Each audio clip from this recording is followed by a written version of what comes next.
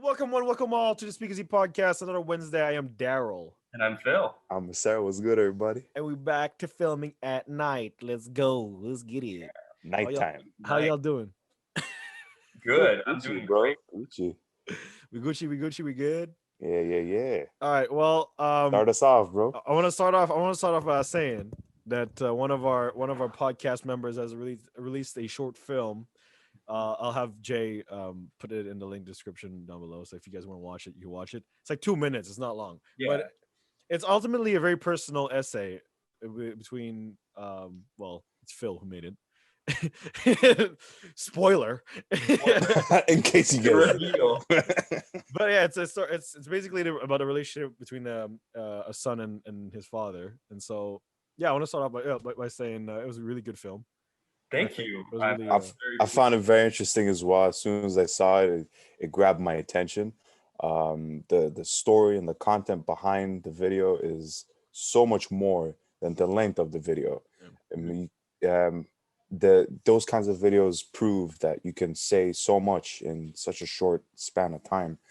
And I find that the quality of the work itself took time and thought, and it is a work to be appreciated. So I encourage everyone to go check it out and give him your love and support. And Feels like, where's my Oscar? Where's my Oscar? Leave the comments down below. Tell us what you think.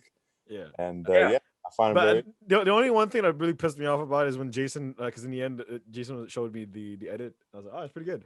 And then the fucking title screen wasn't like centered. I was like, yo, nah, that's bullshit. Yeah. Nah, zero. It's trash. Yeah, we'll talk about that. The last we fixed that, and I'm really glad we did. When the title screen came out, I was like, oh, I like the font. It's not centered. Trash. Get out of here. But yeah, I would have gotten like the camera a little bit steady on the video, but like other than that, like the content of the video is very, very interesting. And it would be nice also to shoot in a real cinema camera to have it very clear. Right, if you had higher grade stuff. I think part of what makes it like what it is, there's a lot of like documentary inspiration in how it's filmed and like the approach to the visuals. Yeah.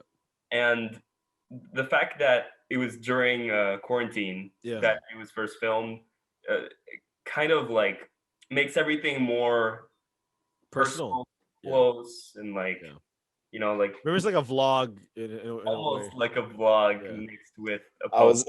I was gonna wait till the camera just turns on you and be like, hey guys.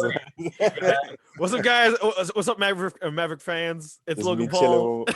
Chilling with the pops, you know what I'm saying? But yeah, what made you want to write? Well, what made you write this idea between the story between I'm guessing it's between you and your dad at first, but then ultimately became a more broader idea, if you will. Yeah.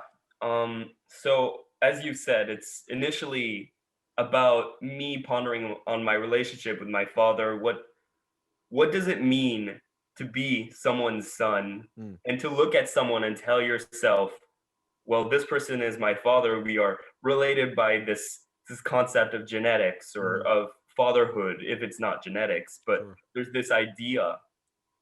And we kind of see them as like a mirror for ourselves. Yeah. Sometimes you look at something that your family does and you tell yourself, oh, I think I've done that too. Or, oh, I think I see that in myself. You reflect things from your family, You're kind of like this mishmashed clone of them. Wow. So I thought that idea was interesting. So I wanted to reflect on that. So I wrote a poem about it. And then I made a film about it. The poem was very good, by the way.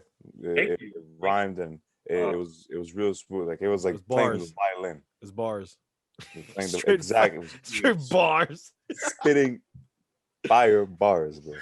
But yeah, don't you think like the message itself is very much like a father looking at a son looking at his father and seeing a sort of role model or seeing it's like a sort of a pillar of what something good could be.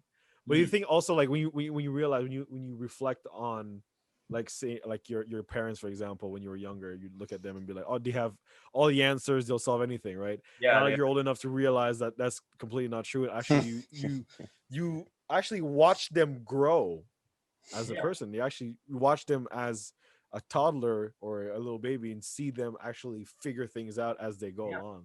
So it's quite interesting to see, yeah. like, You see them figure out parenting, amongst other things. You see them figure out their lives, and it's yeah.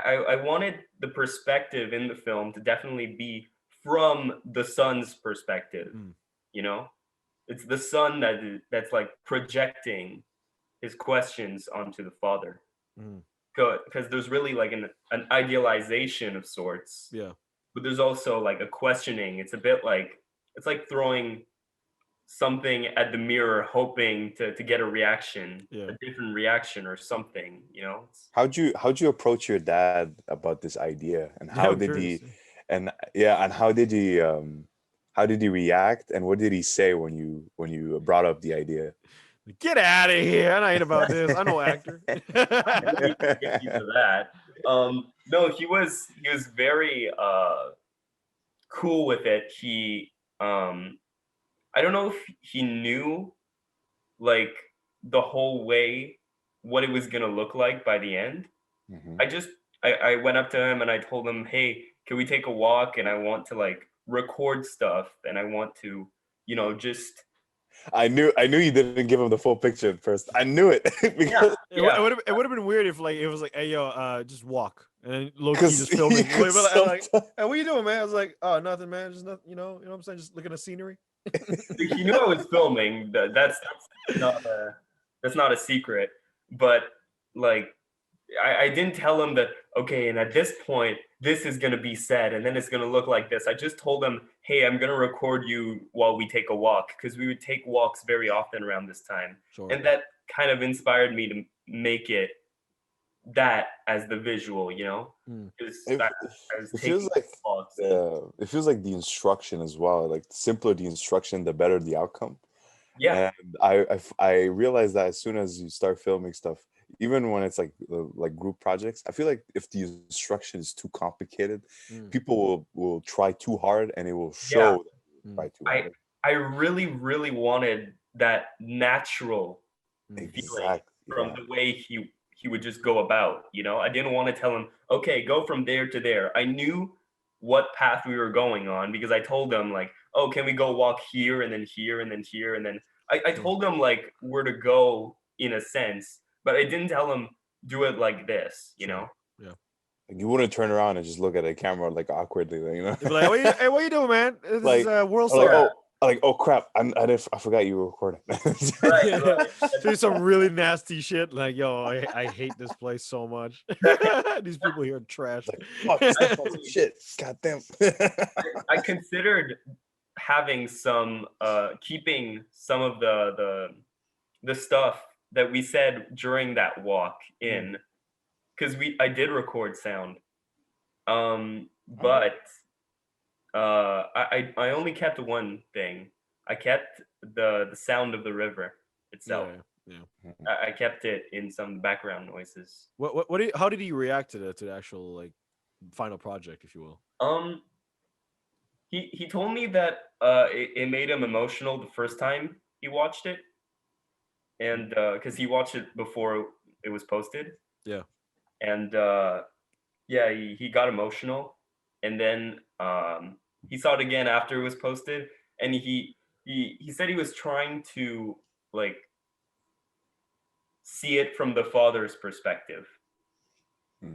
That was Okay. Okay. reaction, because to him it was like he was the Well, subject. was he happy? What do you say was his first reaction when he saw like the final product? What would you say was his reaction? Probably, I don't know if I could describe it as like a single emotion, but really trying to Understand it? unravel Yeah. everything about it.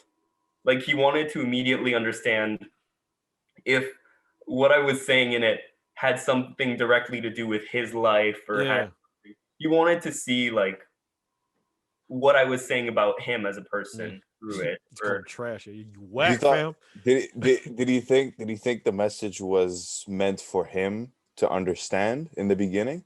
yeah, I think he thought it was like me sending him a message. I see. But Okay. in a sense, I would say it's more about like myself sending myself a message through Sure.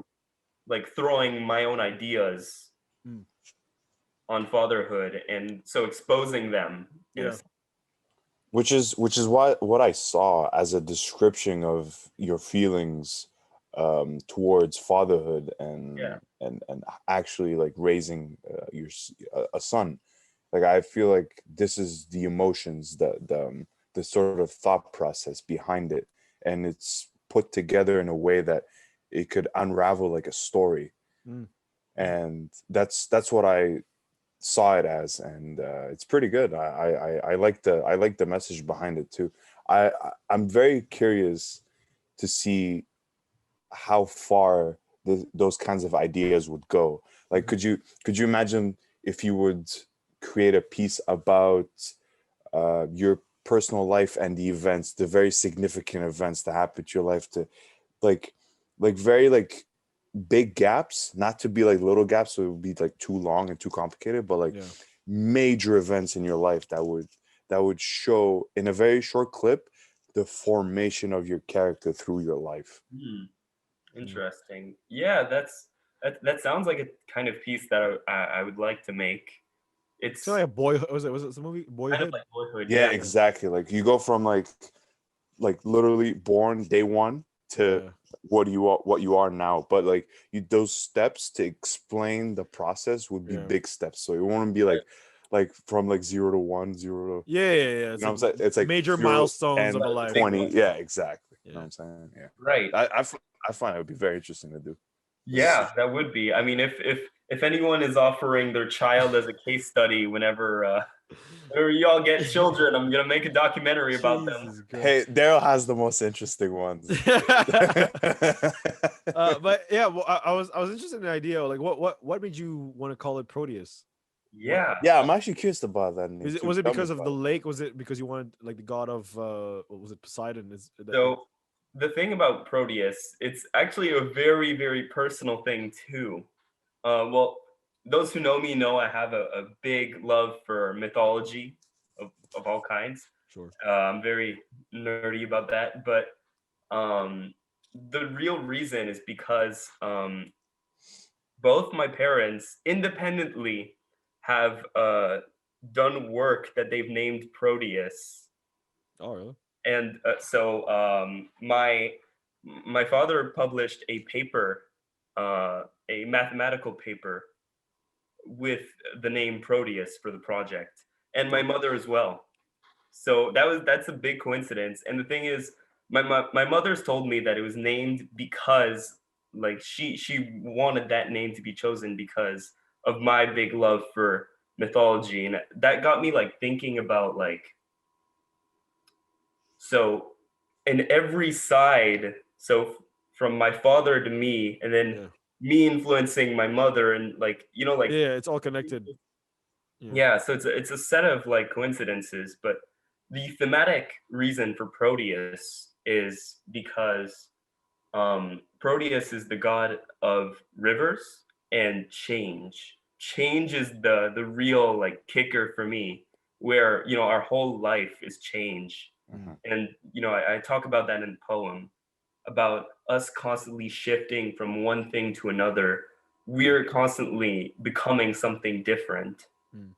And yeah, to me, that along with the idea of the river as a physical representation of that, right? Of Yeah. things moving along. Yeah, Mhm. uh, that's also why I wanted to film it there at a Yeah. sunset. The whole thing was filmed during a sunset to kind of have this like dawn of an era type of look to it. It's kind of like the end of one chapter and the beginning of another chapter. Yeah, Yeah, yeah, yeah. which is Perfect location and perfect title too for the. yeah. Well, And thanks. also, it's convenient because dawn would be a stress. It'd be like, yeah, wake up at 7 o'clock just for a freaking little shoot. Like, yeah, you It's like kidding me? early. You got me waking up at 5. What's wrong with you? I was gonna say like the sunset part really accentuates the vibe and Mm, like the feel, the energy of the video. Like I could feel like a mellow to it, just mm. because like the sunset, you can see like everything is calm, Yeah, you everything see the shine clear. of it on. Also, one thing I thought was very cool, which ended up really coming into play for one shot, Mm. where the sun rays were reflecting on his silver grayish coat, which Oh kind yeah. of permeates on him while he's in one of the last shots while he's walking. And I thought that had a very interesting look to it. So it ended up really looking the way I wanted it to. Okay. So in that sense, everything went well.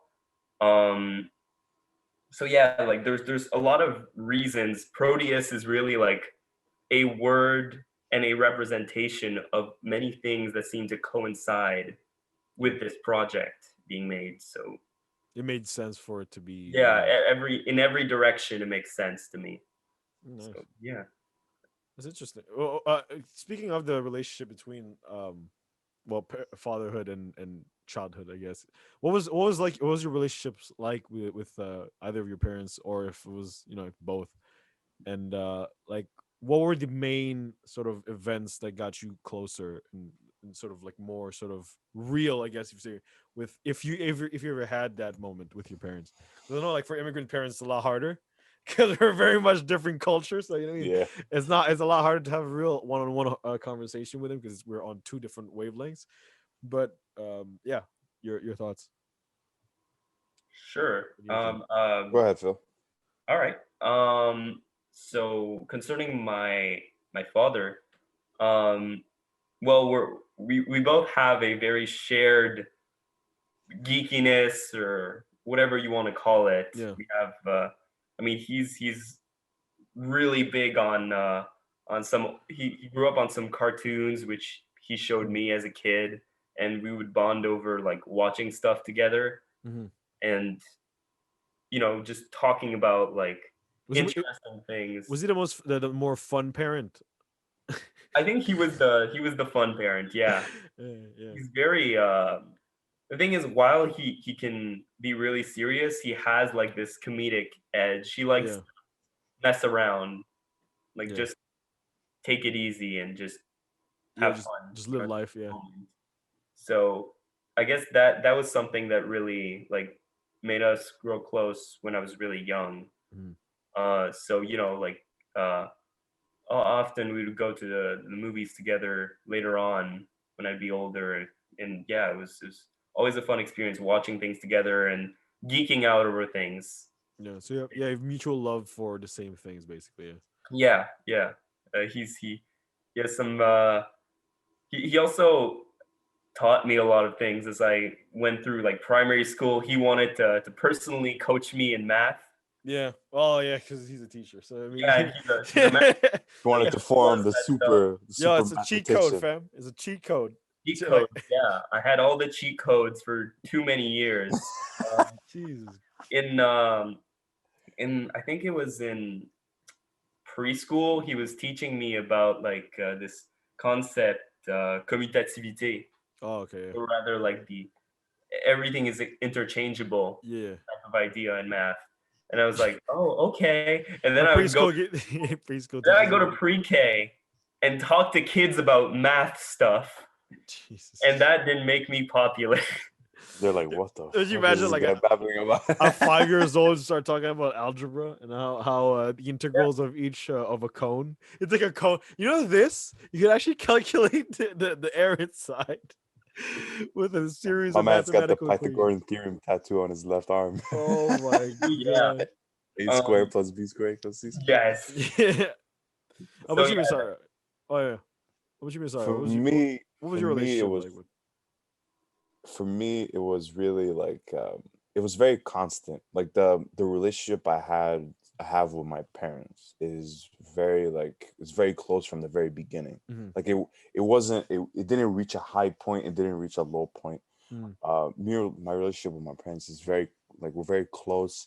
um like the thing is like everything um could be opened up, could be talked about, It wasn't very like keep it to yourself or you're gonna get in trouble. It's very Yeah, open yeah, yeah. minded at times. Um, But I mean, because you have siblings, so that means like the attention of your parents a lot more diversified than say if you were like an only child or something. So like did that affect like the ways like the topics you could be talking about? Like, say you have a problem at school, like you were being bullied or whatever, you had like hard times. Were you more reserved in that regard, or was it more sort of like? yeah, I used to turn to my parents a lot Mm, during those times because I needed that kind of support because I couldn't get it myself. mm. It was very tough those days, especially back Yeah, in high in the school. golden days, in the golden ages. Um, I Jesus, I I, get I them flashbacks. yes, it's just my brain is just 360 looping Yeah, in my Miss R cranium. in the middle of a sleep. What?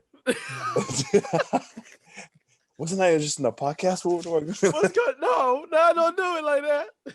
So I needed that kind of support, that sort of that it didn't have in the beginning. I couldn't get it from myself because I didn't have the courage or self-esteem to Yeah, stand up for me. yeah. So I turned to my parents for comfort, for closure as well. Mm, So I had it very early on. So I'm not shy towards my parents at all. I'm very close to them. I talk to them about everything. mm. There's nothing I wouldn't open up to my parents about and having a normal conversation with An them. honest dialogue, yeah. Yeah, yeah, yeah. So it's Which, very like leveled, down to earth. Not all yeah, the time, obviously, yeah, but the differences show when we have different points of views. But yeah, at the same time, we always come back to a consensus, and we always come back to like common ground, and yeah, yeah. we sort things out at the end. Well, Yeah. yeah, because it's very rare. Well, I don't know. My perspective, it's very sort of like different when it comes to like immigrant parents, especially. Like a lot of their kids have sort of conversations with their parents, but they're not like sort of deep conversations. They're like sort of like what do you call They're it? very vague. No, but yeah, they're very superficial level. Like they wouldn't talk Yeah. about their love lives, or they wouldn't talk about like the stuff that goes on in their minds. Like the depression they go into, anxiety, whatever. Like a lot of like parents I know, they talk about just casual stuff like, oh, what are we eating tonight, and what are we doing, like how's work or whatever. Like it's very very sort of like small talk. Yeah. And like whenever like the deep conversations start coming in, it's sort of like very awkward, or very sort of like, oh, I don't know how to phrase this in a way that it'll be sort of um So does it come out the wrong way? yeah, it doesn't come out the wrong way.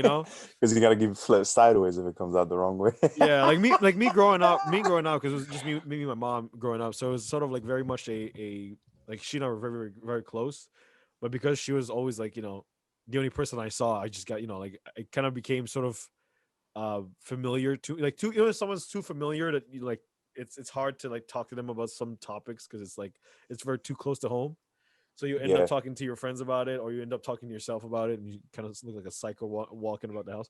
So but yeah, so like like if you have like a father and a mother, you could like say you see you have something going on with you and your mom, you can talk to your dad about it. If something goes on when you see your dad, you talk to your mom about it, or like brothers, whatever.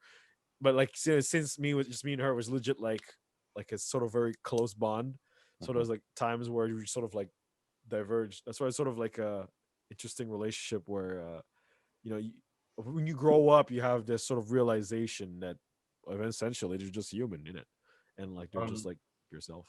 But would you change that with your own if you have kids in the future, for example, Yeah, would you change that kind of relationship with your son or your daughter to make sure that your kids would grow up knowing that you're there for them as like all the time, and you'll never like make things awkward because you're different, like you'll be very similar, like in the contrary, yeah, compared to your parents, mm, your the future generations will relate to you yeah, even better because they're gonna grow up. I mean, I don't know, but I assume that they will grow up in a similar environment that you mhm. grew up in, so it would be much easier to relate to them than you were relating to your parents.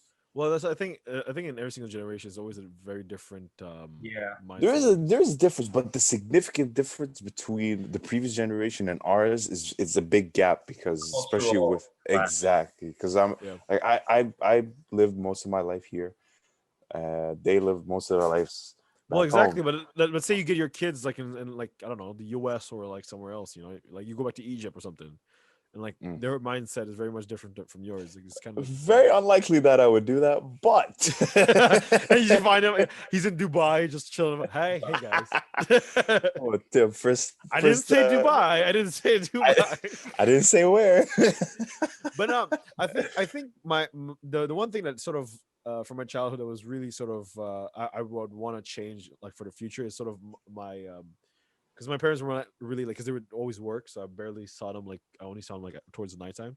Mm. But that's the thing. I'm sort of gearing my life towards a future where I could hopefully be present for my kids whenever they need me, Mm. and I really want to be more involved in their lives, and sort of like not just sort of rely on like book reports or stuff like that, or like he say she say from other people to sort Right. of gauge how my kids go doing. Like I want to have an honest dialogue and like okay, just be honest with me. That'd be cool. Um, on that, what do you think about values that you pass down? How do you think about tackling that? Yeah, funny enough, I always think it every single day, to be honest. Because you have always everybody lives through life with many mistakes, and so Yeah. there's a lot of mistakes that I've done, both like how what the choices I've taken in life, and also the mindset I had growing up, and sort of those the big things I think that shaped me is the things that I essentially want to sort of passed down. So like hardworking and sort of being patient, which I'm really bad at, but I'm really working hard on being like, yo, it's like my kryptonite is unbelievable. But like, yeah, it's like essentially like the things like I suck at. I really want to sort of implement in their minds, but like, yo, be better than me. You know what I mean? It's like that's kind of like the idea of I guess of evolution is to be better than your predecessor. Right. So you kind of want to like teach them, like all hardship is normal. It's part of life. It's whether or not you choose to overcome it or you choose to use it as an excuse for why you're failing in life is a different story. I feel that on a personal level, I'm very lucky that um, I noticed this later on. I couldn't appreciate it as much when I was just like Mm, a 10-year-old, but now looking back, my parents have really both instilled a lot of values in me that mm, I feel, or rather, they never forced me to be a certain way. They more like encouraged me to turn into my best self, I feel mm, like. yeah. And I feel like I'm very lucky to have gotten that support. And so I think I would want to do like they did. So I'm lucky that there are people that I look up to that I've seen do it Yeah. in a way that Of I course, the right way. and of course, parents would want like the best for their kids, and they would wish the best future and the best outcome for them. Obviously, I mean they should always, despite the troubles or bumps on the road. Like It happens. of course, all families have their common problems. They have their issues and stuff, but at the end of the day, parents always want the good and the best for their children. Mm, This even if there's like misunderstanding, miscommunication, it always happens. You know, like one day, like we will all experience it if we decide to have kids one day. We especially will in our all teens. Oh, forget it. like we will all experience that sort of blockage, because Yo, they're in that sort of like formation stage, yeah, like it's they're trying to like become something, they're trying to mm, form their character, develop their personalities, and sometimes it will clash between what you tell them and what they want to do. Right. So Well, that's why it kind of requires a little bit of manipulation in that sense. yeah, exactly. With which some of us wouldn't find that difficult, but you know what I'm saying. But you know, Oh, God. it is a learning curve and a learning experience at the end. Of it. I think there's a lot of people that need like self-awareness when it comes to parenting, because you have to be able to relate to the child. Oh yeah. I have a question for you guys, because a lot of I know a lot of parents who read a book in terms of how to parent. Do you think that's it's a good thing based off That's I don't think that you can read a formula. yeah, it's not I don't like think there is a secret formula. recipe, you know. What I think I'm it's saying? I don't think there's a recipe. I think that's the beauty of it. It's a mutual relationship. It's a relationship that you've created, just like any relationship, really. Yeah. That you develop as it goes, and You build a relationship with your. They're gonna send me a textbook about parents for dummies. Like, come on, like, you know. Hey, it's gonna be, hey, you're not supposed to be acting this way until you're 2. What's going on? What's going on? You're not following the book here. Hey, yeah, you're messed up. Going too fast. You're 2 chapters ahead, and I mean, research is always good. Research isn't bad. You know, if you want a little bit more insight about how to parent in some sort of situation, damn, you go for it. Like, by all means, but you shouldn't base your parenting on a book. And, like, you should use that book as a tool. You could use it as sort of reference point. Exactly. Like if you're lost or you're stuck in a dilemma or something, you can always go and read a book about it. But I wouldn't say like a book is gonna save your parenting. Yeah. Story Like, rocks what do I at me. do? What's going on? Like, next thing you know, the book is telling you to throw the book at him. Like, come on. Hey, yo, if the toddler's throwing rocks, does this qualify as self-defense? not to read it. Should I be offended of what he said? Is this PC? What's going on, man? But I think that also has to do with recognizing your child's individuality from you and from the rest of the world. Because I know a lot of families where there are expectations put on the child because of, the neighbor's kid. Or it's just I was start comparing us like Pokemon cards. Yeah, he's a fucking Phil's a neighbor's kid, a little twat, because he had professors for parents, so every single person compared him to I feel really bad for that. I know for a fact that I've had friends that were like stress that had like complicated emotions towards me because of this, and I saw Phil. Oh, that piece of shit! I want to run him over. Screw that guy. What breaks? I do feel bad about that. But do you feel? But to that context, do you feel that people, like parents giving you that pressure? You think it's more of a sort of like a projection that people have to sort of be like, oh, look, this is an ideal good kid model? Yeah, I mean, I don't think it's no pants fit 2 people in this case. Like you can't make one person a model for another. You can like maybe inspire yourself from some things, but ultimately maybe you shouldn't. Maybe your child should become their best self and not their best neighbor's kid. And the neighbor's kid, you don't know what the neighbor's kid is really like, or what or going through as well. Be compared, man. That shouldn't even be compared in the first place. Yeah, your kid is unique. That's you, man. That's you in another human form. The other side is what like people. Yeah, grass is always green on the other side. Yeah. That's a Chris Brown song. I got a question for you too. It's very interesting. Like, for example, let's just say that the daughter or son did something horrible at school, and they got suspended and they're in trouble. Like, what is your method of discipline? What did they do? I mean, if something bad enough that it got suspended for a week. If my kid accidentally sucker punched the dude because he's playing a game, I'll be like, bro. Okay, I'll tell you. I'll put in the scenario so like we could further the discussion about it. Set the whole school on fire. Let's just say that he punched the math teacher straight in the throat. Damn. Oh, Like he's just Savage. like, "Pop." Jesus and Christ. he got suspended for a week for assaulting his. Here's my position on that. Yeah, that's rough. Here's my position is sort of I don't want my kid to ever be the instigator. Mm, Like I'll teach my kid, how to fight and all that stuff, but as a defense only. mm. Like if it's a last resort, always revert to your words before anything else. If people, if someone attacks you with a knife or a weapon, then yeah, fuck it, defend yourself.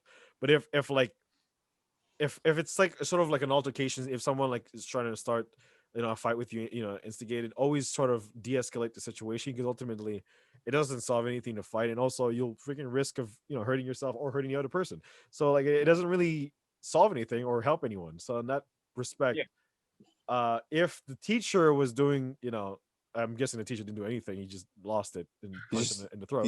he got Then socked in the throat, man. then yo, I'll be like, yo, let's spar, kid. Let's spar. Let's spar. Let's I box. didn't check the math homework that day. That's what he did wrong. Hey, I'll be But- like, hey, yo, let's spar. You like hitting people? Let's spar.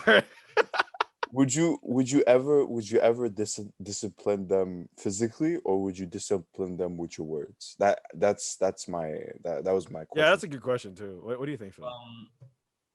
Never physically. No. Even if Drop they kicking from the balcony, fam. horrible.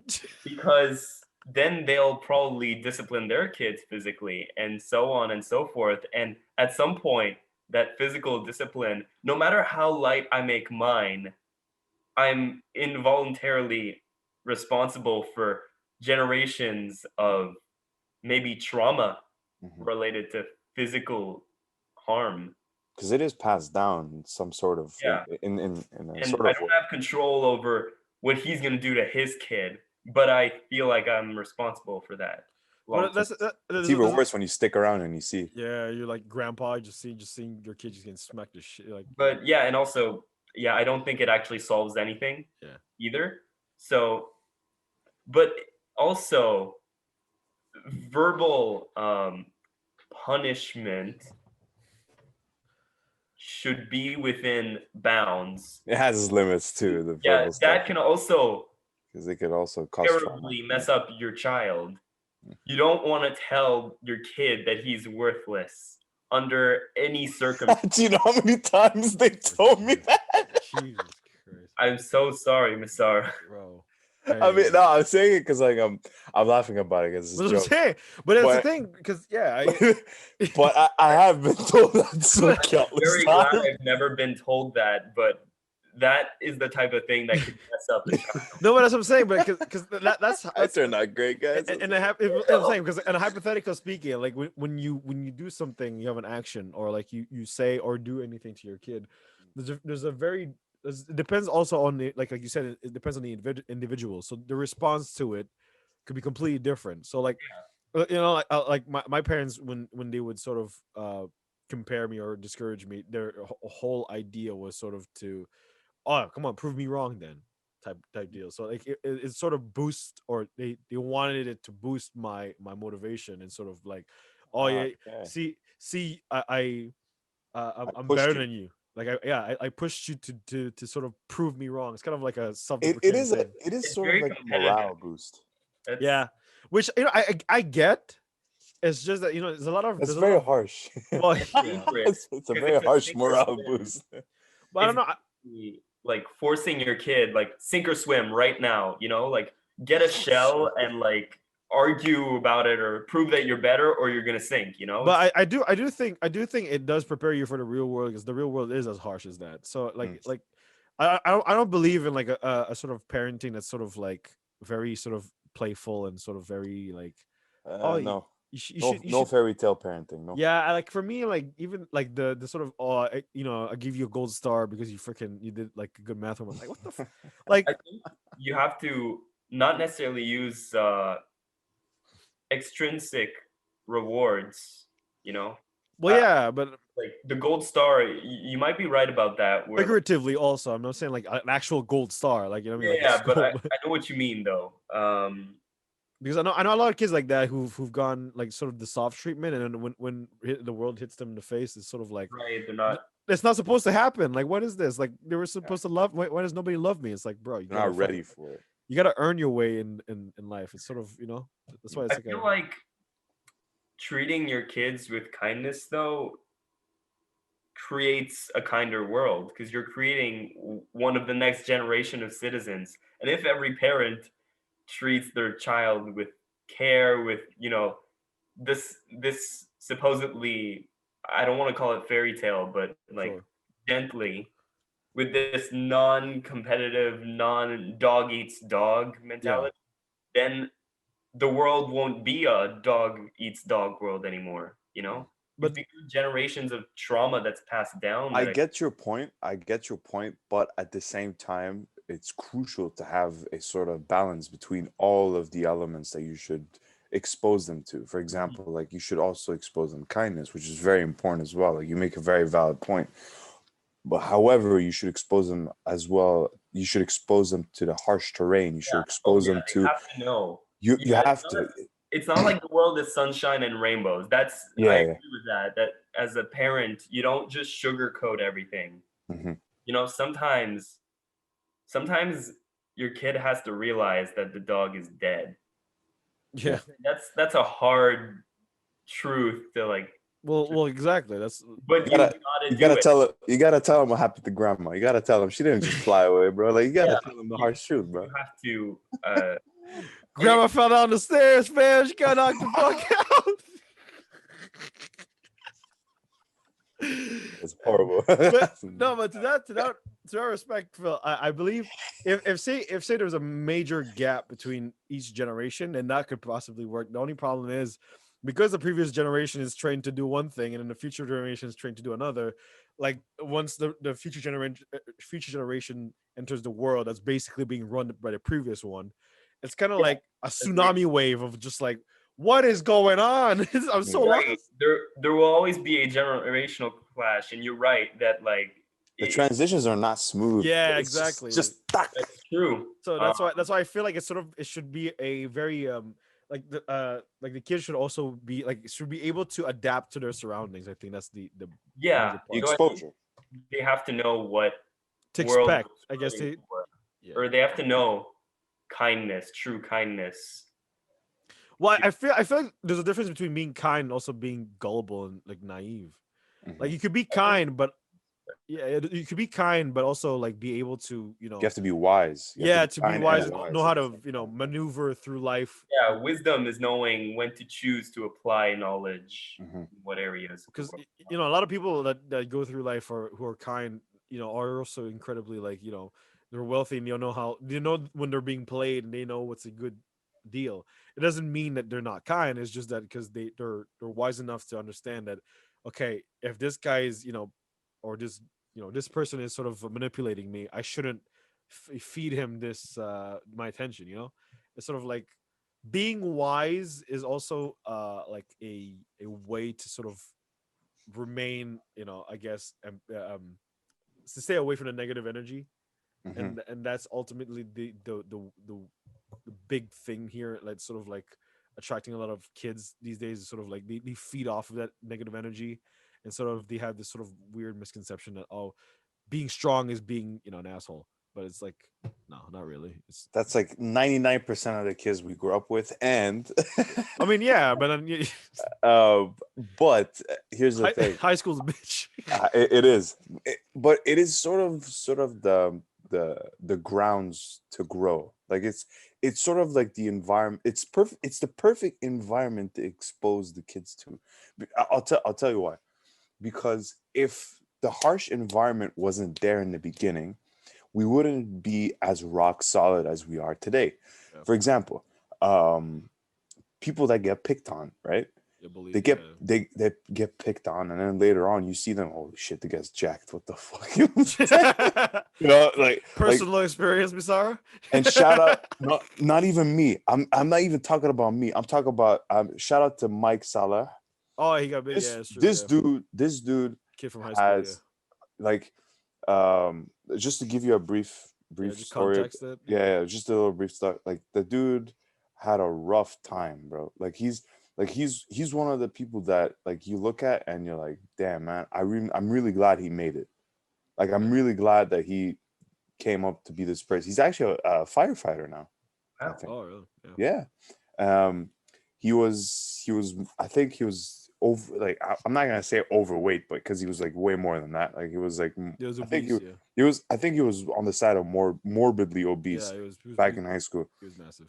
And like he used to get picked on too, man. Like that, like people had no mercy for him either. Like we got picked on, but like this dude got picked on. You know what I'm saying? Like Yeah. he was in class and he got picked on.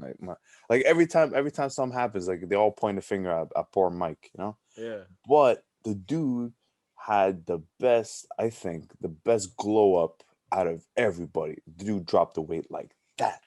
Like as soon as he put his head on straight, like he dropped the weight. His personality, his charisma changed. Like you could see it in his pictures. I haven't seen the man in a very long time. I haven't seen him since the day we graduated. Mm. But like I kept in touch with him on social media, and the dude has changed for the better, and I'm very proud of him. He's one of those kids that you see and you're like, damn, good for him. But that's what I mean by the people that sort of respond to sort of that sort Right, of to clash and to, yeah, because the there's yeah. complexities of the world. You could either choose the negative way or you choose a positive way, and being Exactly. It's how you accept the message. If you want to accept the message in a positive way, you will grow. If you want to accept the message in a negative way, you will shatter. yeah, And you've seen the cases, the kids that take it very, very negatively. You see what yeah. happens to them after. But not to mention those who actually really, really Not to like, blame them either. It's not not to their fault at blame them. all. But it's It's not their fault, They're but victims of circumstance. yeah, yes, but you need to have that backbone to say that, you know what, hard times pass, good times are coming, and you have to put that in your mentality, and you'll pass through anything. I think Pass through when it anything. comes to like high school and everything, maybe Hmm. you always have kind of this choice of sorts to accept what comes to you with either compassion or spite. yeah, So you could try to, oh, you win some, you lose some. You could try to, yeah. take some, leave some, and try to Grow. have a nurturing and a positive outlook and try to go forward. Or some people just keep that spite Yeah, and it eats them alive.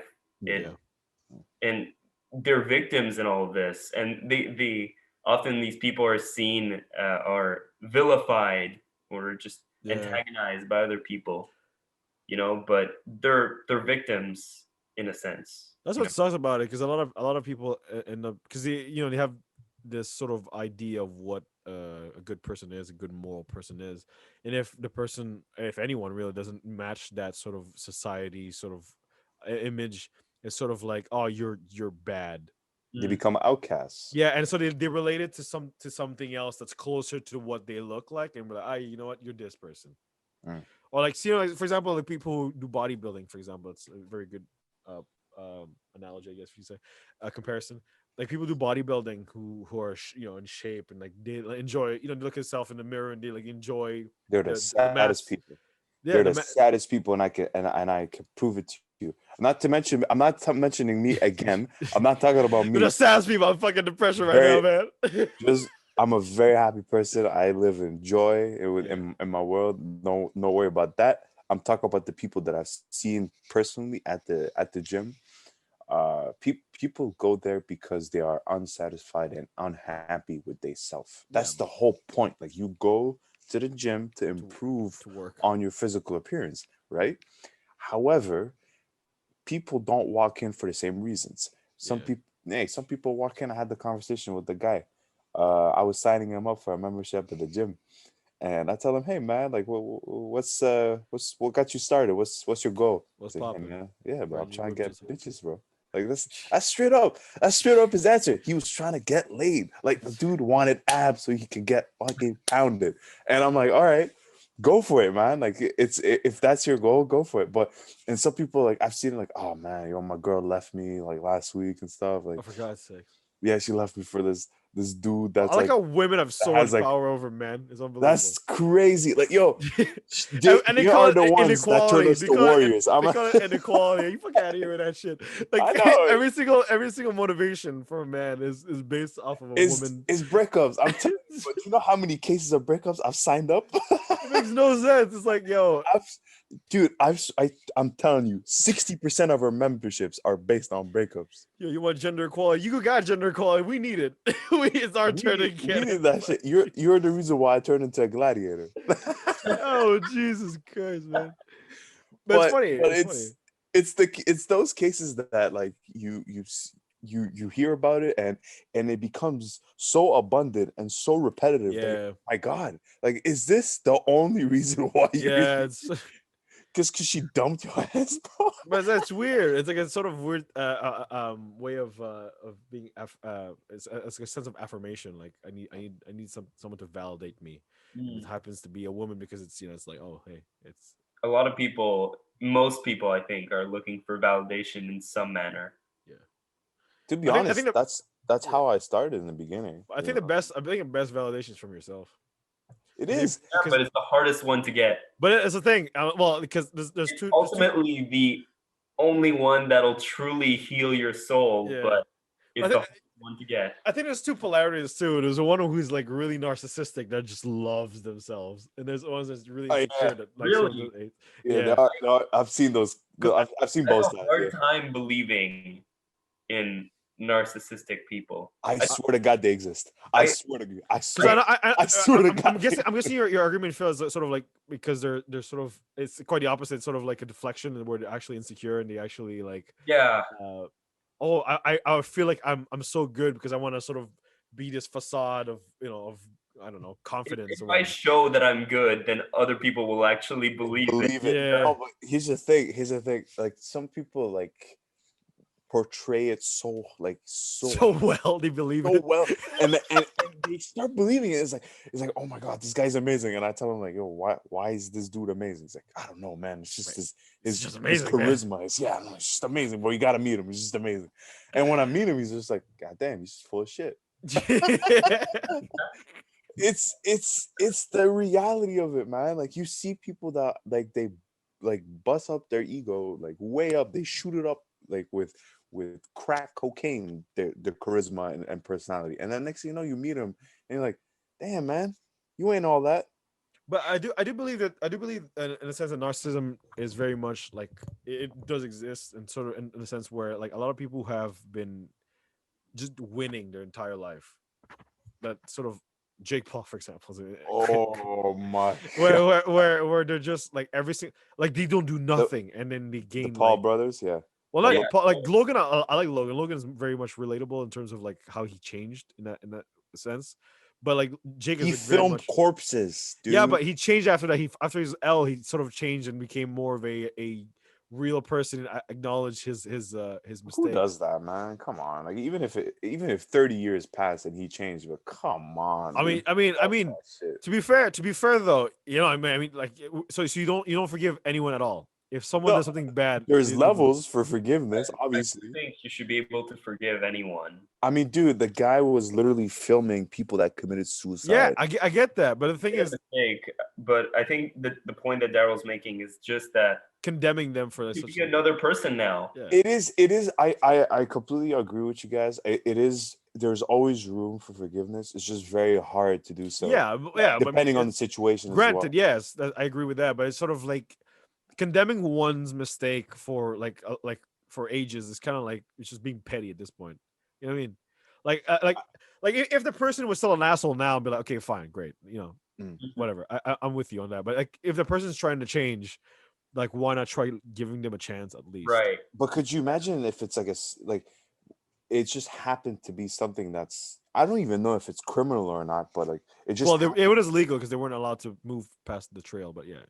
yeah. Well, I mean, if it was criminal, like if it was actually an act Yeah. of if it was a crime, Yeah. it would be very much harder to forgive a crime. For example, like I'll tell you an example. For example, somebody hurt a very significant person in your life. Yeah. Let's just say, like Sure. for example, Sure. and they did it with intent. Like it's Yeah. not an accident. Like they did it they had an agenda behind Yeah. it. Would you still be able to forgive them, or would you just Well, I mean, it sort of course, immediately it's impossible. I mean, unless you're see? God, It's more but difficult. It adds to the difficulty, but it does not make it impossible. yeah, but in the long term, you can. It's like say, like when you're old enough to, like, when you're very old, you just don't give a shit anymore. You're like, okay, fine, I understand you made a mistake. I mean, if it's between friends, they're like, yeah, he tried to kill me. No, I mean, like, say imagine I shoot your brother by accident, you know what I mean, or shoot your brother by intent. You're gonna hate me for a long time. I'm gonna hate you for a very long time, but it's an accident. Yeah, but it's, dude's Keyword dead. accident. Dude's Oh, dead. if he's dead, no, I'm Yeah. not. I can't forgive that. No.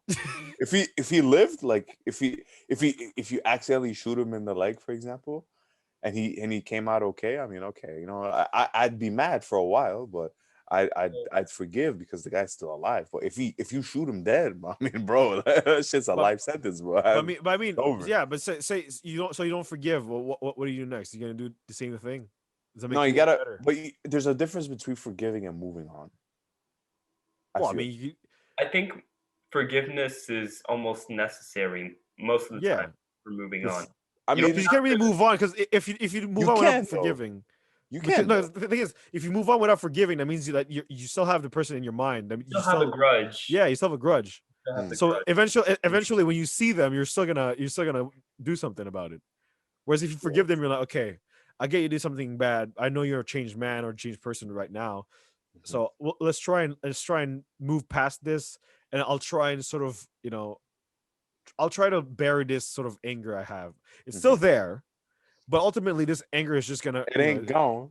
Yeah, it's not gone, but I mean, it's impossible. I mean, it's almost impossible to completely bury an emotion, but it's sort of like, You don't have control completely over it either. but ultimately it's gonna eat you alive. So it's like, But Yeah, it does. you're choosing to act with compassion over spite. yeah.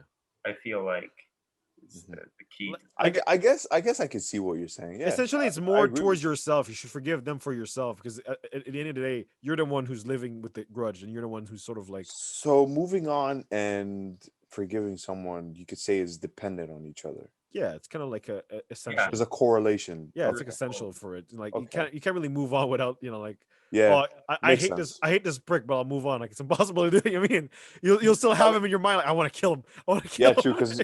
Because in your mind you're like, I hate this dude. People move on from relationships, yet you know a lot of people that still hold. But they never forgave them because they did something horrible. But yeah, but like, after long enough, once they've found, usually it's after they've found a new relationship where they're truly happy. Mhm. At that point, after truly believing in their own happiness and that they're in the right place now, they won't care anymore. They'll let go.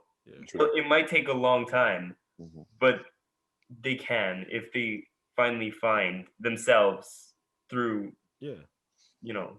But it's more of an emotional growth. It's sort of like, say someone cheats on you and you're like really spiteful for it, but in the end of the day, like, why? You know what I mean? Like, you're more important than this like This nonsense. grudge or this I mean, it means nothing to you. It ultimately just slows you down. Like, if you forget it, if you forgive it, you're like, okay, that should happen, and move on, and like actually learn from it, and potentially in the future, not fall for someone who's superficial or whatever, and actually look at the signs and learn from it.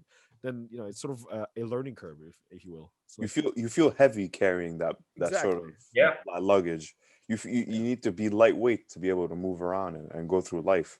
I feel like you're carrying like boulders on the shoulders, Oh yeah, exactly. So I feel it's so in that sense, it's sort of like it's almost a self cure, if you will. It's very hard. It's very, very hard, but it's like it's kind of essential. doable, but it's hard. Yeah, but that's the thing. A lot of hard things in life ultimately, benefit in the long term. So, of course, long term, like hard struggle now will eventually give you a beautiful blossom in the future. How poetic. Oh my gosh, jeez. It ain't easy if it's cheesy. You know what I'm saying? Well, yeah. But yeah, so one of the topics I was thinking of talking about also was the importance of patience, which is, well, I mean, I already talked about it. My personal struggle with it. I feel like this is gonna be a seminar for Daryl. Like Yeah. it's gonna be like us Hey. discussing how Daryl loses his patience in a matter of seconds. But yeah, no, but as a young kid, I was very much a hyperactive type of character that really liked, I like moving things along. I like doing things fast because for me it was like the numbers was the thing that mattered, and the more times I go outside, the more friends I hang out with, it was sort of like, yay, it's more fun for me. But then as like as I grow older, I want everything to go as fast as when I was a kid, but life doesn't work that way. So you mean like I wanna run a marathon? It'll take you 2 weeks to prepare. Nope. Nope. You don't run as fast right now.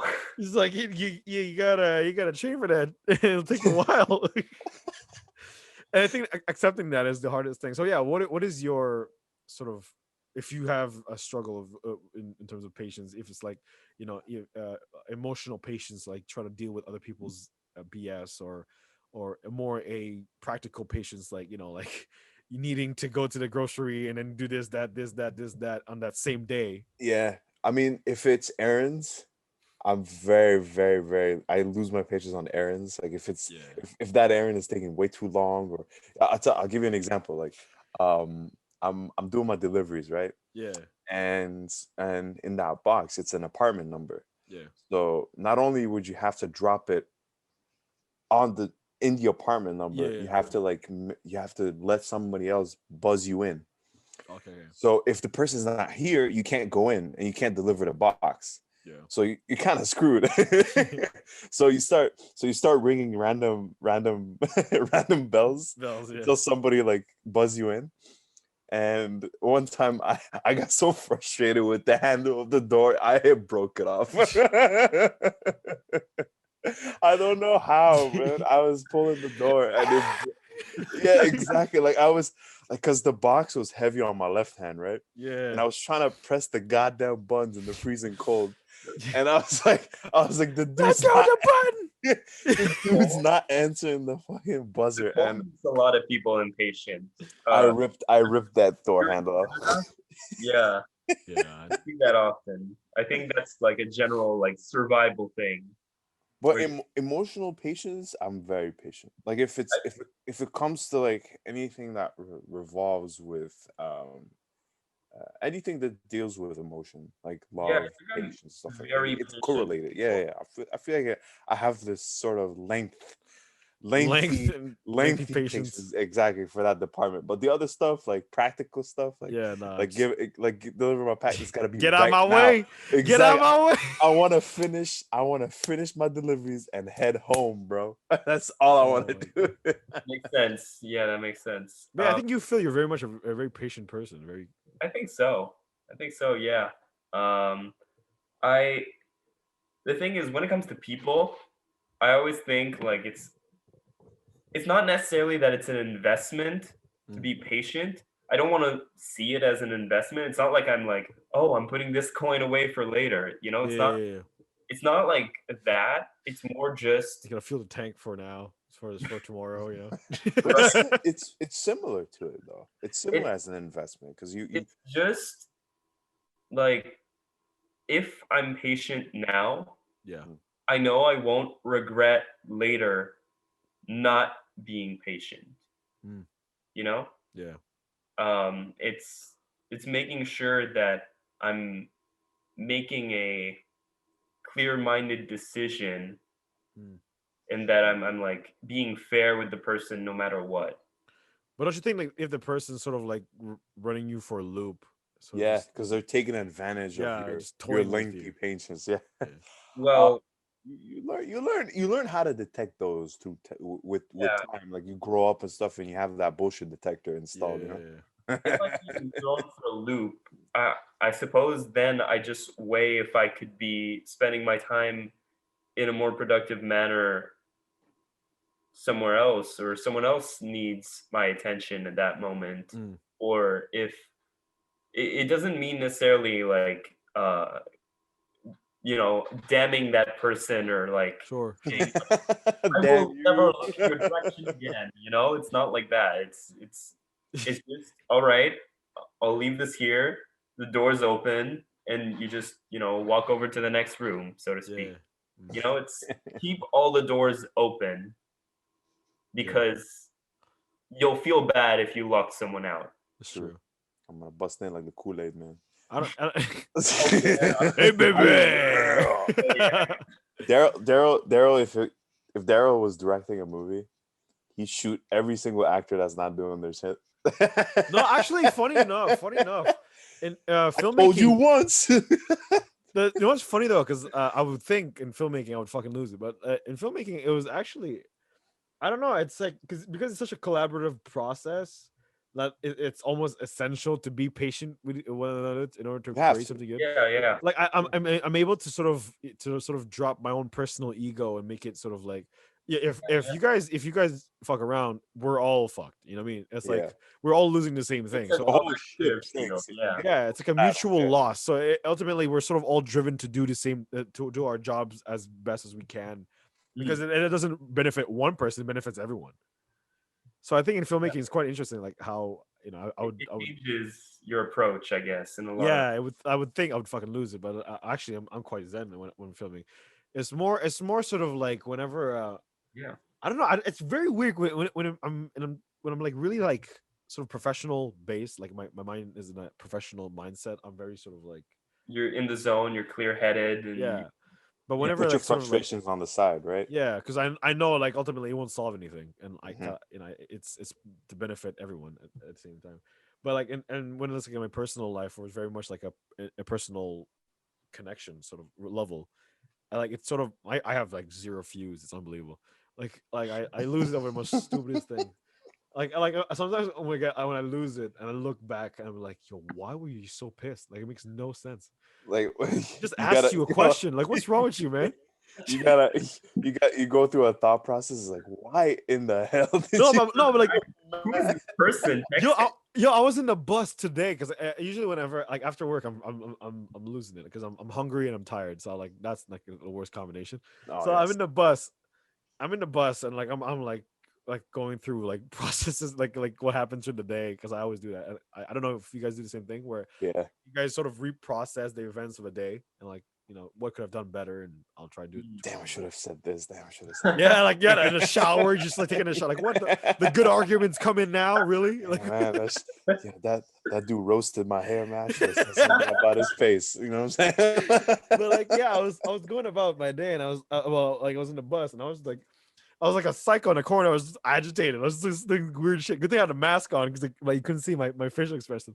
But like I was saying stuff. I was like, yo, like if I see him tomorrow, I'm gonna freaking lose it. Because I was pissed off today. I was like, it's just everyone's just on my like they couldn't do their jobs right, so I was just losing it. I just pictured you frustrated on a bus is the most hilarious shit I'd ever see in my life. But goodly enough, like the good thing about because I have such a basic like was it resting bitch face that like me being pissed off and me... yo, I just remembered the bitch please face that used to pull off back in high school, bro. Yes. Do it, come on. I haven't seen memes, that. Bro. Do it for the memes. But I have a pity. Daryl's gonna post that picture in the comments down below. He's gonna put his best bitch please impression. That shit was legendary. You guys gotta check it out. Oh my God. This documentary will be on Daryl in the subway. God damn it! No, get off my head. But like sometimes, like I'm going through processes in my head. I'm like, yo, dude, chill. Why you care so much about this? No one, it doesn't matter. I was like, you know what? Yeah, you're right. It doesn't freaking matter. Why am I stressing out? It's not good for my blood pressure. But this is it's like two Daryls talking to each other, isn't it? Actually, to be fair, I have a lot of sub personalities, so it makes sense. But it's sort of, oh my God, it's a disaster. But yeah, no, it's infinite Daryls. Oh man, it's like actually quite distinguishable. It's kind of weird, but anyway. The Daryls of the North fight the Daryls of the South. The Daryls send their regards. So the long night is basically when one Daryl was keeping the other Daryl awake all night. A bunch of Daryls, man. Oh shit, man! But yeah, I don't know. Like, I don't know. Like that bitch. That's what. That's what I don't know how you guys do it in like a very personal manner. Like it's very sort of like I don't know. It's just I don't know. I think I project a sort of like a negative thought all the time. Like someone's gonna ask me something stupid, and he's actually just using me. You know what I mean? Like I don't know. I'm very paranoid in that sense. Whereas like I am very paranoid as well. Yeah, I get that feeling when too. someone asks you to do something for them, You're like, and what's behind it? yeah, You like know, why why me? You now? know, Why me? Why now? Like why me? You could have asked the dude next to me. Why you gotta be me? You know. so like I guess in that sense I'm like sort of like it's gonna be something stupid, isn't it? Because it does. It's sort of a reaction that you get because in the past you've been exposed to deception a lot. So as soon as you've been exposed to enough deception, you feel like everything is deceived. Yeah. Like you feel like everything has a twist. Like everything has As a cost. As a yeah, cat. yeah. Yeah. Like hey, this shit ain't no free. This ain't free, bro. Like you gotta pay a price for that. Yeah. Hidden fees, if you will. I think for me, it's about that thing about keeping doors open, not not assuming that someone has like a ill intent Yeah. is for me at least just part of keeping the door open for them. Yeah. You gotta watch out who walks through that door, though. I mean, yeah, a lot of people out. can walk through that door and that can be chaos, but The door may be too small, mate.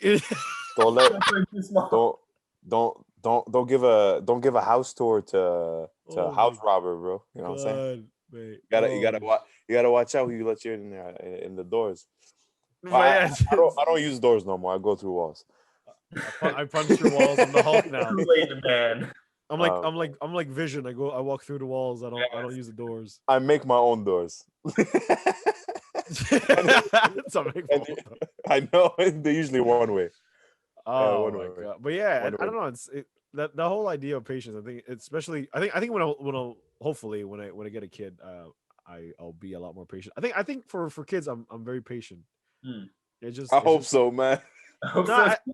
Pray for you, dog. I don't know. I don't. Have you guys ever babysat anyone? Yeah, I have. yeah. I've been camp monitor. Yeah. For- So you know, like that feeling whenever you have this sort of bond. You worked with in a summer kid. camp? Yeah. Yeah, stay away camp. Really? All In the summer summer? I was. It's in Richelieu, so quite- Saint-Jean-Richelieu. it's Vive la Joie. Have you ever heard about it? Vive la joie. Is it Isn't that towards? close? It's medieval themed. Pretty cool. Is it towards Boucherville and Longueuil? Is it towards the east? Oh, it's past. It's Rivière du Loup. Oh, it's like Quebec. It's way past that. Quebec. Yeah. It's right next to Yeah, Quebec. Oh, it's on the other side. Okay. But yeah, I think for with kids, like being patient with kids is a lot funner because It's a they're. different feeling with kids. You know, I just yeah. Yeah, because the kids, But I hate when the parents are there to piss me off because they always do some stupid shit. Like the parents piss me off. Yeah, it's the parents that because they're the ones that allow the shit that shouldn't be allowed. I think teenagers are more complicated Yeah. to manage. Like as a monitor, I've always had far more difficulty with like teenagers than Well, that's when puberty hits, so you know what I mean. Yeah.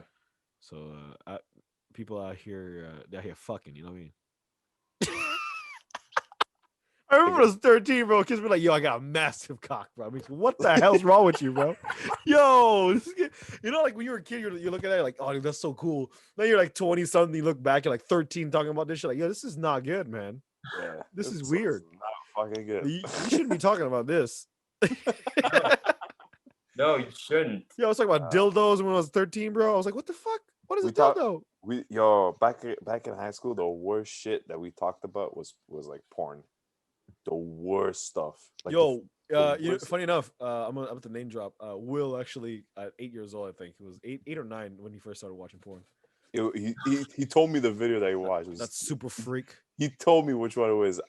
I'm not even gonna say it because I'm so grossed out about Bro, it. what a super. Till this day, I'm grossed out about it. You know, when you look at that, when you when you're with your friend, and then you're like, "Yo, 8 years old." I was out here doing some stuff. I'm like, bro, that's just That is whack. wild. I'll But that give is you a gift card. curiosity as its best. That is Bro. curiosity at its best. bro, I'm a curious person by nature, and I can't be bothered with that shit at 8 years old. Come on. I was playing Yu-Gi-Oh. I was exploring my Yeah, mind. Yeah, you know what I that's mean? true. Dude, I I was was playing. busy getting 151 Pokemon. Hey man, do you guys remember Byakugan? Yeah, yeah. You mean Bakugan? Bakugan. Yeah. Bakugan Brawl. That's Yeah, a I remember that. Bakugan, bro. I used to buy like the magnetic cards Yeah, like and the magnetic little. cards. Oh my god. Yeah. Oh man, that shit was fucking fun, man. But yeah. So Like all the rare ones. I think we're hitting almost the halfway mark. Well, actually, we passed it. It was almost the end. So you guys want to do another? Would you rather? Shoot, man. Start Yeah. us off, or would you rather? I think we're gonna end the episodes with Would You Rather. I think it's the best way, All right. easy way. It's kind of Okay. We did that before. We did. I think that that's what we're gonna do it from Yeah, now yeah. on. I think it's. I like would you rather. They're fun. Yeah, that's fun. All right. So first, would you rather have the power to heal or to fly? Ooh. I'd rather fly Yeah. Fuck healing. Man. You're just trash. Fly. Man. Oh really? Not heal? because healing takes its time, you know. But yo, like Deadpool kind of healing. Yeah. Like it regenerates, but you could give it to other people as well. Oh. Oh, you can I'd heal pick. others? I'd pick Yeah. healing too. I'd pick Healing. healing. Yeah. healing. I'd pick- I mean, I don't really care about like wait. So you're telling me like you can heal others too? Yeah. That's crazy. I do healing. Yeah, for Yeah, sure. that's what I was Yeah, thinking. I was yeah. like, yo, you guys, okay, cool. You fly, I'll heal. Oh shit! Because here's the thing. Like I asked you like Deadpool healing because this dude could like grow an arm like or a leg. Like the dude gave Colossal the finger. Yeah, Man, but I'm that's saying, yeah, but crazy. it'll still hurt.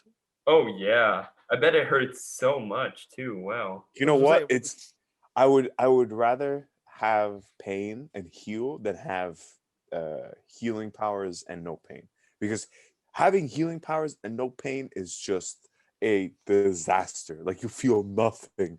Like you numb. can get hit by a bus and you wouldn't even realize you got hit by a bus. That's good. That's good. That's a good thing. What do you mean it's a good thing? It's not a good thing. You have to pay attention on the road, bro. No, well, who gives a shit? Oh, if you Hey, just blindly just walk down the street and you don't even care you get hit no more because you don't feel no pain, that's Bro. depressing. Bad for your That is horrible. what Daryl, would you say, Phil? council meeting so quick. It would be bad for your relationships with other human beings. Yeah. Long-term. Bro, my relationships with other human beings are bad anyway, so who gives a shit? I'm not listening. I agree with power of healing. Would you rather know everything there is to know, or not know anything for the rest of your life?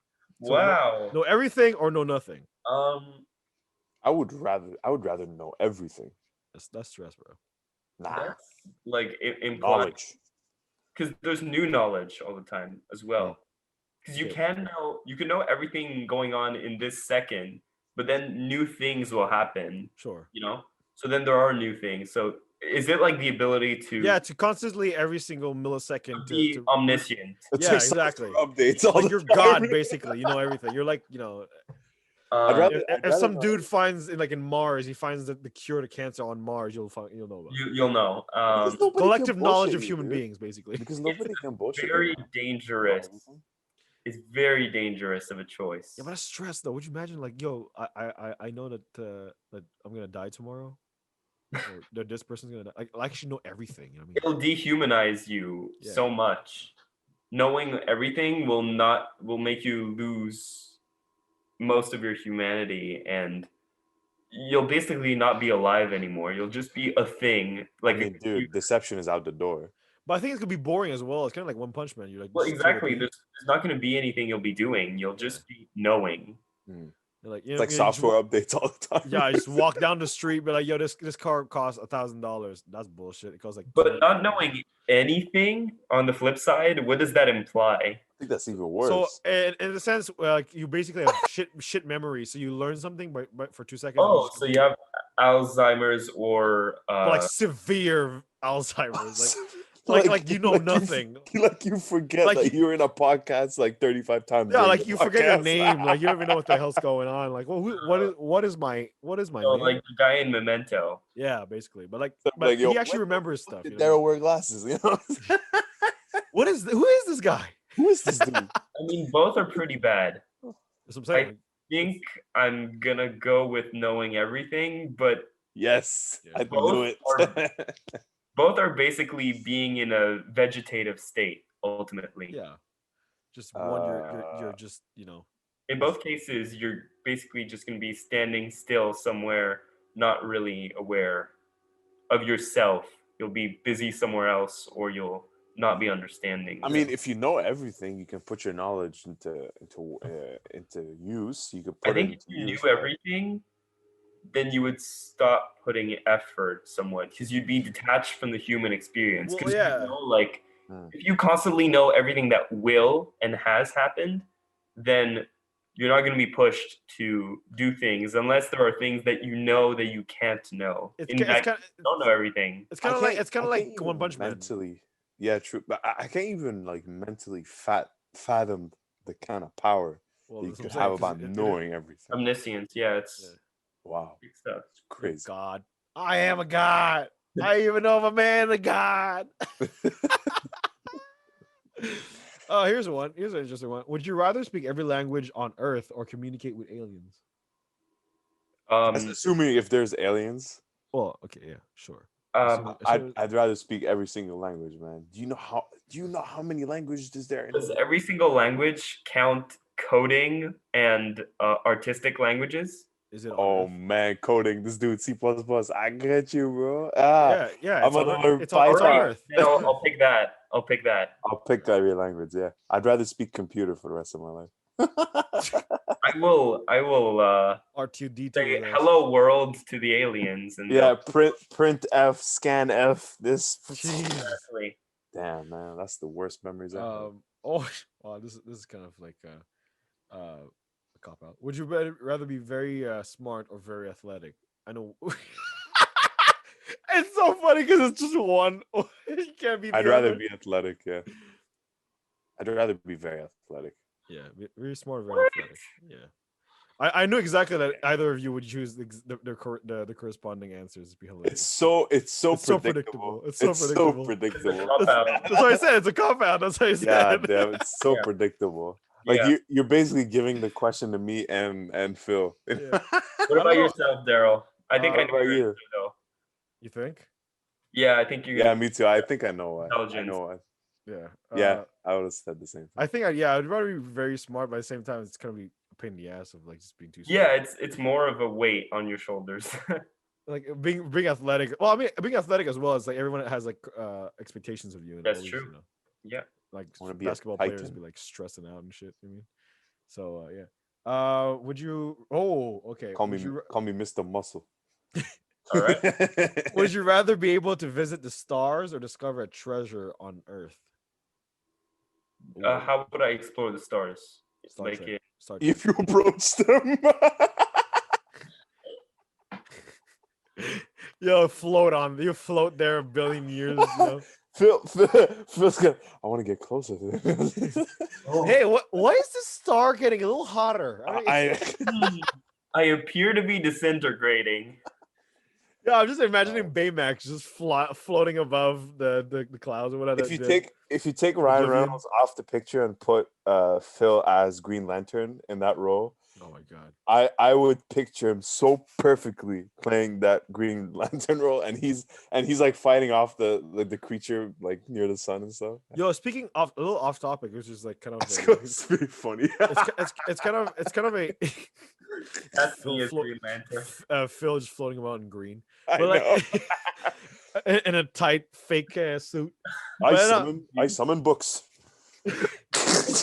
But no, I like you remember in Endgame when That's funny. Stark was floating about in space in the first minutes of the movie, and then Captain Marvel comes out of nowhere and like sort of saves them. They're light years away from Earth. Mm-hmm. Yeah. How did he fly there? How did he fly back? Granted, even if Captain Marvel was able to carry the ship, how did he manage to fly light years at like light speed? I assume that she flew at light speed, but I'm not very familiar with how did she push the damn thing in light speed? And plus, here's one thing. But yeah, relativity. The reason why Tony was dying is because they were running out of oxygen. Yeah. How in the fuck did he last long enough for her to push the ship That's what I'm saying. into Earth's atmosphere to get oxygen back? And also, fun part, relativity, motherfucker. So if they spend a couple of light years My man's gonna flying at pull an light speed, Einstein on me. Get the fuck out of here. a light bro. speed, when you reach Earth, it should have been like hundreds of years later. Yeah, I Well, know, right? To be fair, I think there was like a time skip of sorts, right? When he arrived. I'm A not few sure. weeks. It was a few weeks. It was 2 weeks. Oh. Yeah, relativity is weird. It's weird. Like unless because Would you know, he like look old when they found him though? nah, you're just the He same. was older. No, just because he looked frail because of he lacked I nutrition. mean, the guy was thin as hell. Like, he didn't have food for like how long? Right. Yeah. Although like because my theory is because Captain Marvel's powers came from the space stone, she could probably like warp Ah, like space, create like a wormhole or some shit. I don't know. okay. So she has control over travel, basically. Say that is the thing. Oh, Wait, Captain Marvel has that superpower? Does, Well, does she have that? but I'm saying I don't know, but like there's the only explanation that works. People in the comments below, tell us what Captain Marvel's superpowers are. Yeah, in full I'll detail. comment. I'll comment later. You're gonna be like, there. Here You are the know, list of powers that she has. here's a list of powers. Oh, here's a good one. Shoot. Would you rather eat only chocolate or vanilla food? Vanilla. Damn, chocolate.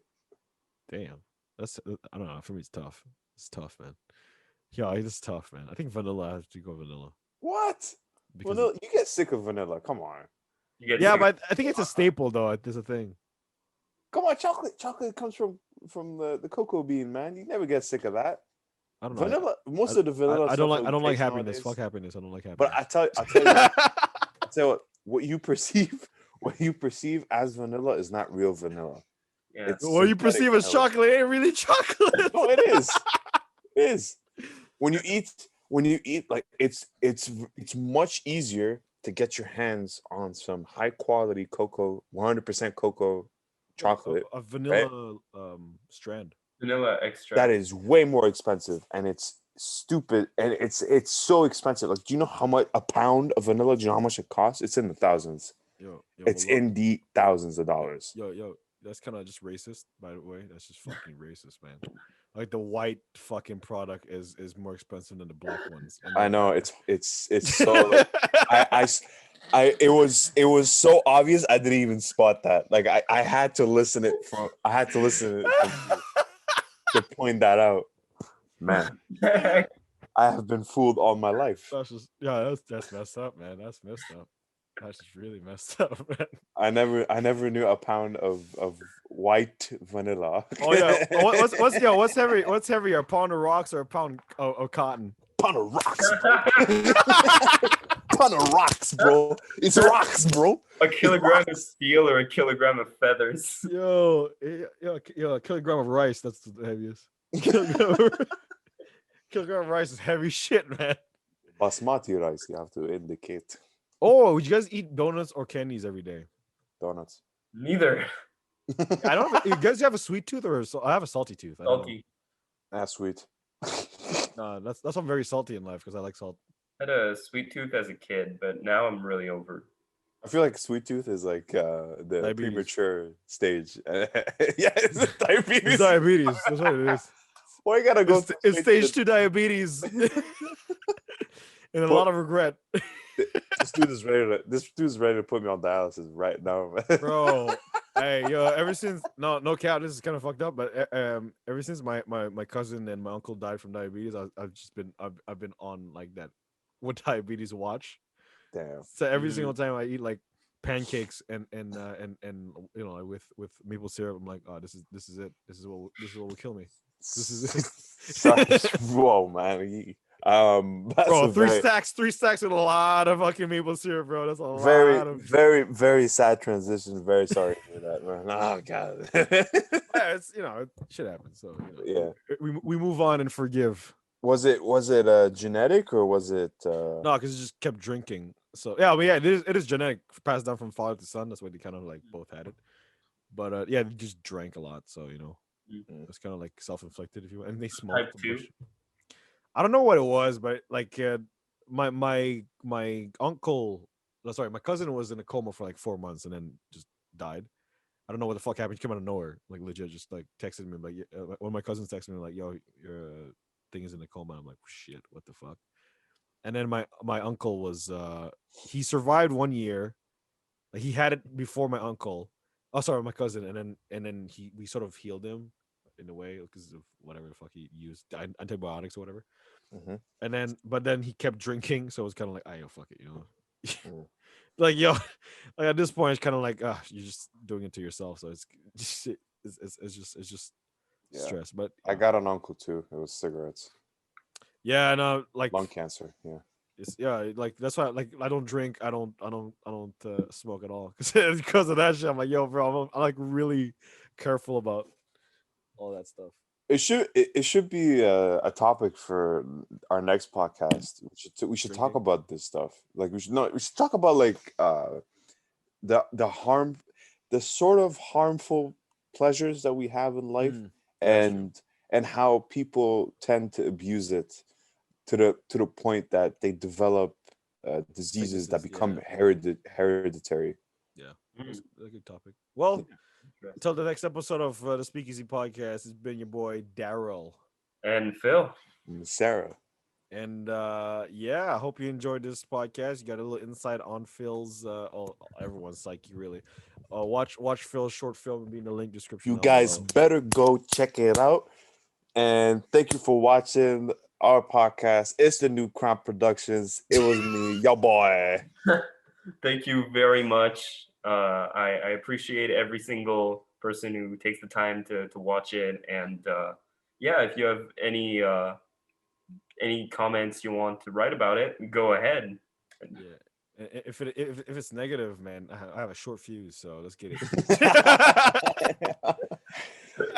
If they watch this episode, they're gonna know. Yeah, all right. Let's say well and peace to the next episode.